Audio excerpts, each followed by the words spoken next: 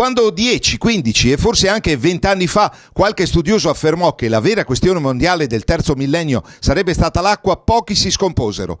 Primo perché eravamo alle prese con autunni e primavere ancora piuttosto piovose. Secondo perché non ci si rendeva conto che il fenomeno del cosiddetto riscaldamento globale stava lavorando ai fianchi non soltanto i ghiacciai, ma il destino stesso dell'umanità. Sono 24 mesi, settimana più settimana meno, che dal cielo, almeno al nord e al nord-est, non cadono quantità di pioggia e neve sufficienti a garantire una risorsa idrica indispensabile per l'agricoltura e per le falde, a cui attingono gli acquedotti con cui viene garantito l'approvvigionamento necessario alla nostra tranquillità quotidiana. E non abbiamo parlato di sopravvivenza, perché ancora non siamo nelle condizioni di guardare al fondo del barile, che però non è molto lontano, considerando la condizione in cui versano ad occhio più o meno nudo fiumi e laghi italiani del nord-est, area del territorio italiano estremamente ricco di corsi d'acqua ancora non in estrema sofferenza, ma sotto costante osservazione, vista la ridotta portata che presentano rispetto alla situazione ordinaria.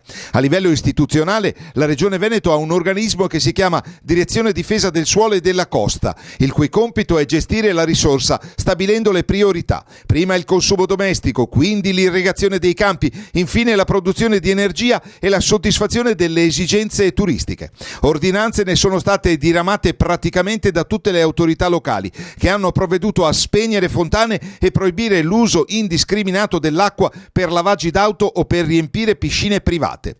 Dopo il Covid, un'umanità abituata ad avere praticamente tutto a portata di mano si ritrova a dover fare i conti con altre privazioni che la trovano impreparata e probabilmente ancora ineducata a farlo. Tale e tanta è l'abitudine a vedere scorrere l'acqua dai rubinetti della cucina e del bagno, che pensare di dosarne l'utilizzo già ora, quando cioè non siamo proprio all'ultima goccia, diventa un problema nel problema. Non sottovalutiamo la questione e senza allarmismi proviamo a comportarci in maniera davvero civile, magari con un pensierino a centinaia di bambini africani che ogni anno muoiono di sete. Per noi un'espressione colorita, per il continente nero una questione autenticamente vitale.